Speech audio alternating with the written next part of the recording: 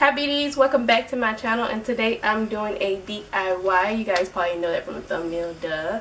But yeah, this is my first DIY on my channel, and it definitely won't be my last. Let me know if you like it, and if you want to see how I achieved this, we'll see how I made this. Yeah, just continue watching. Okay, so of course you need little crystals. This is called a rhinestone chain, and this was at Michael's for 10 bucks. I do have a charm. I may do a charm, I'm not sure, but that was like $1 or something. Then I have this. These are lobster claps and toggles. We're not gonna need everything out of here, but just the little circles and the little lobster claps you guys will see later. This is also a rhinestone chain that I got from Hobby Lobby. This is 2 yards and it was $5 per yard, so $10 just for this. And this smaller one was only $10 for 1 yard. So yeah, Hobby Lobby played me. Go to Michael's and get 1.8 yards for 10 bucks. And I also have this little kit I got from Michael's a long time ago. It's for like jewelry making and stuff like that, because I used to like do DIYs like with rhinestone jeans and stuff like that. But anyway, yeah, that's pretty much what we're gonna need for this DIY. Okay, so I forgot 2 important things, some scissors and a Sharpie. I do not have on a padded bra for this tutorial. I just have on a regular lace bra. So now, taking my thicker rhinestone chain, I'm just going to measure out my waist and also try to figure out what design that I'm going for.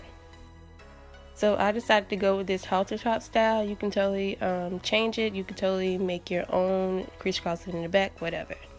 Okay, so now that I have my measurements, I'm actually going to cut this. Okay, so this is where this assorted pack of whatever things, lobster claps and toggles come into play.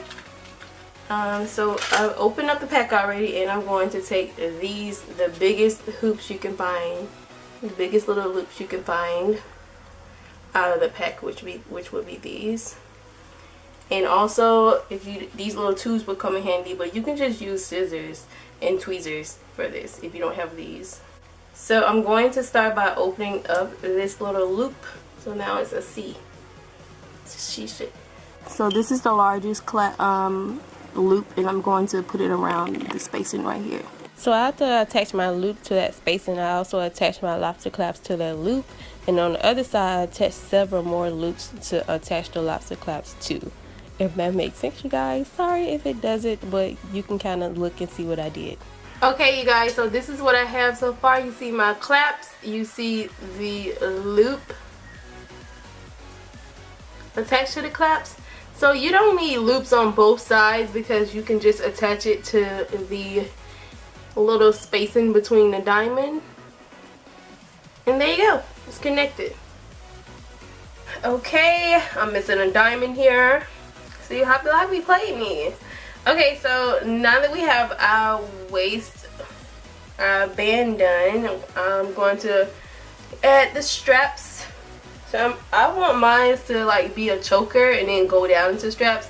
You can do yours however you want to, or like this, really don't matter. So I'm just going to wrap this around my neck. It will be like a halter top in the back, and this is how I want the size to be. Okay, so we're gonna cut this, and then what we have left, the remainder, this will be my choker.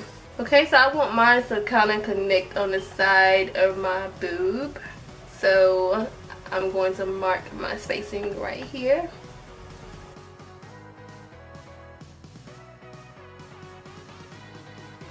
Okay, so I found my marking. See that little black space? So now I'm just going to take the largest loops that was in that package. And if you guys can find like bigger ones, some bigger than this, that would be much easier. This is kind of difficult because the loops are so small. So yeah, all I did was connect the loops to both of the spaces between the crystal. That's all you're doing, you guys. So I'm going to do the other side, and like I said, you guys, I'm just using these tools. This is like really thin, and I can just squeeze them together and pull them apart, and that will open this loop. And to close this loop, I'm using this. This has like a flat end, and I'm closing it up with this. I'm going to connect the other strap. I will show you guys that when it's finished. Okay, it's on. Now you guys can kind of see what it's looking like.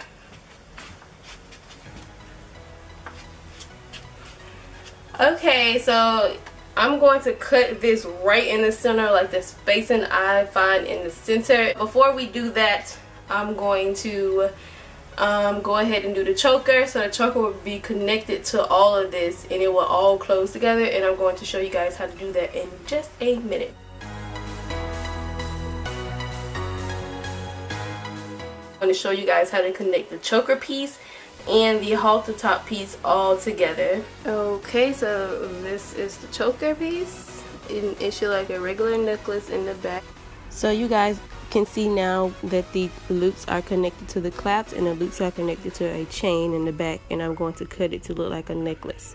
Okay you guys, so I have the band part on already, and I have my lobster clasps on this side and my chain on this side, so it looks just like a regular necklace, and I'm going to put it on like a regular necklace. So our outline is done. If you want to keep it like this, you totally can, but I'm not. I'm actually going to add smaller rhinestones. Okay, so I have my smaller rhinestones, and I'm just going to measure it, and I'm going to cut.